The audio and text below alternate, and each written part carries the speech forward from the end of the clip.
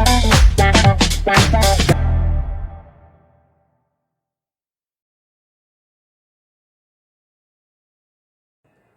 Students, motion chapter 8 part 8। तो इस part में मैं इससे प्रीवियस लेक्चर्स में मैं आपको पूरा मोशन पार्ट्स में कवर करवा चुकी हूँ।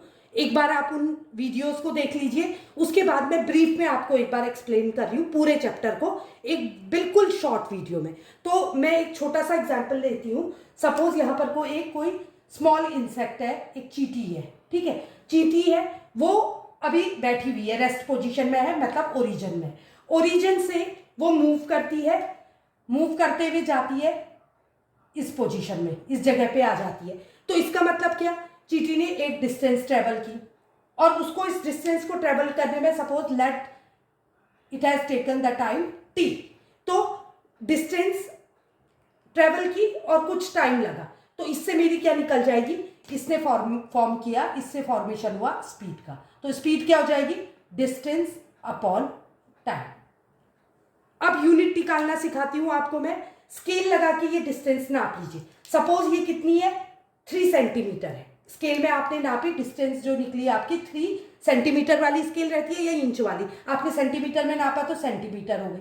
तो इसकी यूनिट क्या हो गई, डिस्टेंस की यूनिट हो गई 3 सेंटीमीटर। टाइम को आप कैसे देखते हो, कितना सेकंड हुआ, कितना मिनट हुआ घड़ी में, तो सेकंड मिनट कुछ भी ले सकते हो। तो ये ले लिया मिनट में, ठीक है। तो या फिर सेकंड में ले लिया, या अगर ज्यादा टाइम लग रहा है तो आवर्स में ले लेते हैं। तो इसी तरह सेंटीमीटर में ले लिया, या मीटर में ले लिया, या किलोमीटर में ले लिया। तो इससे क्या निकल गई, डिस्टेंस की यूनिट पता लग गई मुझे, टाइम की। और डिस्टेंस और टाइम की यूनिट को डिवाइड कर देंगे तो स्पीड बन जाएगी। तो स्पीड की यूनिट ऑटोमेटिकली क्या हो गई, या तो हो गई किलोमीटर पर आवर, मीटर पर सेकंड, मीटर या मीटर पर मिनट, सेंटीमीटर पर सेकंड, लाइक दिस। तो यूनिट को भी आपको रटने की जरूरत नहीं है, और इसको कहते हैं एसआई यूनिट, मीटर पर सेकंड को। अगर ऐसा यूनिट पूछते हैं तो आप लिखेंगे मीटर पर सेकंड। आई होप यहां तक आपको कॉन्सेप्ट समझ आया होगा, ठीक है। अब मैंने आपको इसके अतिरिक्त पढ़ाया था डिस्प्लेसमेंट। तो डिस्प्लेसमेंट पढ़ने से पहले मैं स्पीड को पूरा कवर करवाती हूँ। चींटी यहां पर को रुकी, उसके बाद चींटी ने फिर से मूव करना शुरू किया, उसकी पोजीशन ये 3rd पोजीशन में पहुंच गई। तो अब ये क्या हो जाएगा, D1 हो जाएगा। क्यों, ये एक और डिस्टेंस ट्रेवल की D2। अब ये टाइम कितना हो जाएगा, इसको T1 मान लेंगे क्योंकि ये आगे बढ़ गई, तो ये T2 हो गया। सपोज टाइम दूसरा, इस पॉइंट से इस पॉइंट पे पहुंचने का टाइम T2 है। तो अब इसमें क्या निकालेंगे, अब हम स्पीड की जगह क्या निकालेंगे, average speed is equal to total distance travelled, total distance upon total time taken, मतलब D1 plus D2 upon T1 plus T2। I hope यहां तक का कॉन्सेप्ट आपको समझ आया होगा। अब आगे बढ़ते हैं। अब ये चींटी फिर मूव करी, इसने एक और डिस्टेंस ट्रेवल की, यहां आ गई, और यहां से फिर यहां पर को आ गई। अब यहां पर को ये रुक गई।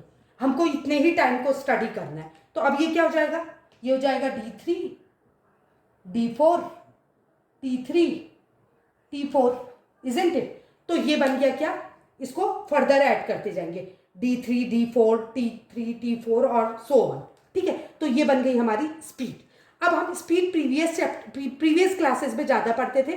9 से हम स्केलर की जगह वेक्टर क्वांटिटी को फोकस करेंगे। स्केलर मतलब जिसमें केवल मैग्नीट्यूड होता है, मैग्नीट्यूड मतलब जिसमें न्यूमेरिक वैल्यू होती है। जैसे स्पीड कहा तो 20 किलोमीटर पर आवर, तो 20 हो गया मैग्नीट्यूड। जिसमें मैग्नीट्यूड होता है, डायरेक्शन नहीं होती है। स्पीड में किसी डायरेक्शन को शो करने की जरूरत नहीं होती है। जिन क्वांटिटीज में मैग्नीट्यूड के साथ साथ, मैग्नीट्यूड तो होगा, उसके साथ साथ अगर डायरेक्शन भी इन्वॉल्व होती है तो उसको कहते हैं वेक्टर क्वांटिटी। तो स्पीड को अब हम पढ़ेंगे 9th क्लास में वेलोसिटी के फॉर्म में। तो वेलोसिटी को v से दिखाएंगे, वेलोसिटी, ठीक है। तो अब हम इसको वेलोसिटी के फॉर्म में पढ़ेंगे। तो वेलोसिटी और इसमें क्या डिफरेंस है, इज इक्वल टू, इसको कहते हैं डिस्प्लेसमेंट है अपॉन टाइम। डिस्प्लेसमेंट को स्मॉल एस से शो करते हैं, स्पीड को कैपिटल एस से। तो एस क्या है फिर यहाँ पर को, एस जो होती है किसी भी ऑब्जेक्ट की मूवमेंट की वो पोजीशन, इनिशियल पोजीशन और फाइनल पोजीशन के बीच की शॉर्टेस्ट डिस्टेंस। तो इसकी शॉर्टेस्ट डिस्टेंस क्या हो जाएगी, ये स्ट्रेट लाइन डिस्टेंस ये हो जाएगी। सपोज ये ए बी है, तो ये क्या हो जाएगा, displacement A B upon time जो होगा वो टोटल टाइम ही लेते हैं टी। तो ये बन गई हमारी वेलोसिटी। तो वेलोसिटी और स्पीड में आई होप आपको डिफरेंस समझ आया होगा। लेकिन अब अगर हम एवरेज वेलोसिटी निकालते हैं, वेलोसिटी एवरेज निकालते हैं, तो इसमें एवरेज निकालने में हम पूरी डिस्टेंस का सम कर देते हैं, बट डिस्प्लेसमेंट एक ही होता है, ए बी ही है डिस्प्लेसमेंट। तो इसको कैसे करते हैं, इनिशियल वेलोसिटी सपोज यू है, फाइनल वेलोसिटी वी है, तो एवरेज कैसे निकालते हैं, u प्लस वी अपॉन 2। जैसे हम स्कूल में मार्क्स का एवरेज निकालते हैं वैसे ही वेलोसिटी का एवरेज निकाल देंगे। ये हो गया एक और फॉर्मूला। तो यहां पर को हमने कितने फॉर्मूले पढ़े, केवल 2, स्पीड और वेलोसिटी। स्पीड को स्किप कर दो तो वेलोसिटी, और वेलोसिटी के साथ एवरेज वेलोसिटी। ये इसके बाद हम आ जाते हैं नेक्स्ट टॉपिक पे, जिसको कहते हैं एक्सेलरेशन। अब एक्सेलरेशन को स्मॉल ए से डिनोट करते हैं। प्रीवियस लेक्चर में मैं पढ़ा चुकी हूँ, एक बार आपको फिर से टॉपिक क्लियर करा रही हूँ। अगर एक ऑब्जेक्ट ओरिजिन से चलता है और अपनी फाइनल पोजीशन में पहुंचने तक एक ही स्पीड से चलता है, एक ही स्पीड से चलना मतलब अगर आप कार से जा रहे हो तो कार में एक्सेलरेटर नहीं दबाया, अगर आप साइकिल से जा रहे हो तो साइकिल की में पैडल मार के स्पीड तेज नहीं की, अगर आप पैर से चल के जा रहे हो तो दौड़ के नहीं गए, एक ही स्पीड से चले, तो उसको कहते हैं यूनिफॉर्म मोशन। लेकिन अगर आप स्पीड तेज करते हो तो इसका मतलब क्या, इसका मतलब दो स्पीड, दो वेलोसिटी हो जाएंगी, दो वेलोसिटी। अगर आपने स्पीड तेज की या कम की तो क्या हो जाएगा, जल्दी और तेज चलोगे आप, तो इसका मतलब क्या, आपकी किस में चेंज आएगा, आप धीमे चल रहे होगे, initial velocity final velocity, initial velocity final velocity, या कोई और v1 v3 v2 कुछ भी ले सकते हो, तो आपकी वेलोसिटी में चेंज आ रहा है। ठीक है, तो किसके दबाने से आ रहा है, एक्सेलरेट करने से। एक्सेलरेशन की मीनिंग होती है तेज करना। तेज करने से, किसको तेज करने से, अपनी चाल को या एक्सेलरेटर को या पैडल को तेज चलाने से स्पीड बढ़ रही है, वेलोसिटी बढ़ रही है। वेलोसिटी का बढ़ना ही, बढ़ने से जो चेंज आ रहा है उसमें, उसको एक्सेलरेशन कहते हैं। तो rate of change of velocity, velocity के चेंज को नहीं, rate of change of velocity को हम एक्सेलरेशन कहते हैं। इससे फॉर्मूला डिराइव हो गया, जो फाइनल वेलोसिटी होगी वो बड़ी होगी तो v minus you upon T.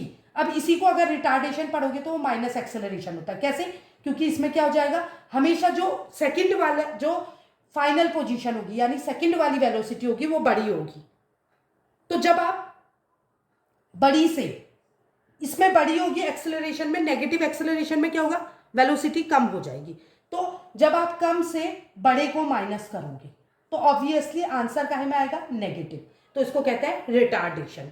अब उसके बाद नेक्स्ट टॉपिक आता है, केवल इतने फॉर्मूला याद करके हम क्या निकाल सकते हैं, हमने 3 इक्वेशन ऑफ मोशन पढ़ी थी। v is equal to u plus a t, दूसरा s is equal to u t plus half a t square and v square minus u square is equal to 2as। ये 3 equation of motion आपको याद करनी है और derive करना है in only these formulas. You have to skip this one also, इसकी भी जरूरत नहीं है आपको स्पीड करने की, आपको केवल वेक्टर क्वांटिटी चाहिए, वेलोसिटी और एक्सेलरेशन की हेल्प से ये फाइंड आउट कर लोगे। उसके बाद आपको किस में जाना है, ग्राफिकल रिप्रेजेंटेशन पे, जो मैंने आपको अलग अलग वीडियोस में दिखाया है। एक है dt ग्राफ यानी डिस्टेंस टाइम ग्राफ, और दूसरा vt ग्राफ जिसको वेलोसिटी टाइम ग्राफ, दोनों के मैंने सेपरेट वीडियो बनाए हैं। और उसके बाद लास्ट में आ जाते हैं सर्कुलर मोशन में। तो सर्कुलर मोशन के लिए अगर हम स्पीड फाइंड आउट करेंगे तो कैसे करेंगे, speed is equal to distance upon time. तो डिस्टेंस क्या होगी, सपोज सर्कल में ओरिजिन ये है, ओरिजिन से घूम के यही वापस आ गया, तो कितनी डिस्टेंस ट्रेवल की, इसके सरकमफ्रेंस के बराबर, तो कितनी हो गई वो 2πr अपॉन टी। तो ये एक और फॉर्मूला डिराइव हो गया। अगर आप इतने कॉन्सेप्ट को समझ जाते हैं तो आपका पूरा चैप्टर मोशन कवर हो गया। अब इसमें न्यूमेरिकल कैसे सॉल्व करेंगे, अब आपको दिमाग में बैठाना है, मेरे पास केवल 4-5 गिने हुए फॉर्मूले हैं, ये तो मैंने इससे डिराइव किया है।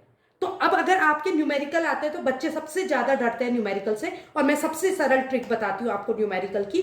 अगर आपके न्यूमेरिकल में कुछ अगर कोई ऑब्जेक्ट को रेस्ट पोजीशन में दिया है और फिर वो मोशन में आ रहा है तो इसके मतलब आपको 2 वेलोसिटी दी है। रेस्ट पोजीशन का मतलब इनिशियल वेलोसिटी u का 0 होना और दूसरी वेलोसिटी v का इन्वॉल्व होना। उसके अतिरिक्त अगर एक कोई भी क्वांटिटी दे दी है, सपोज एक्सेलरेशन दे दिया है, टी निकालना है तो आप इसमें रख सकते हो फॉर्मूला।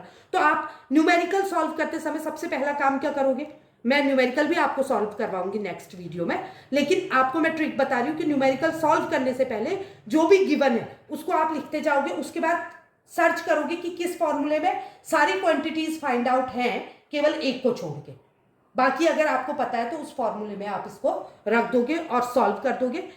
इसके साथ ही मोशन का पूरा चैप्टर कवर हो जाता है। नेक्स्ट वीडियो में मैं आपको इसके न्यूमेरिकल्स कराऊंगी। आई होप आपको वीडियो अच्छा लगा होगा, और अगर अच्छा लगा तो लाइक, सब्सक्राइब एंड शेयर करें। Thank you.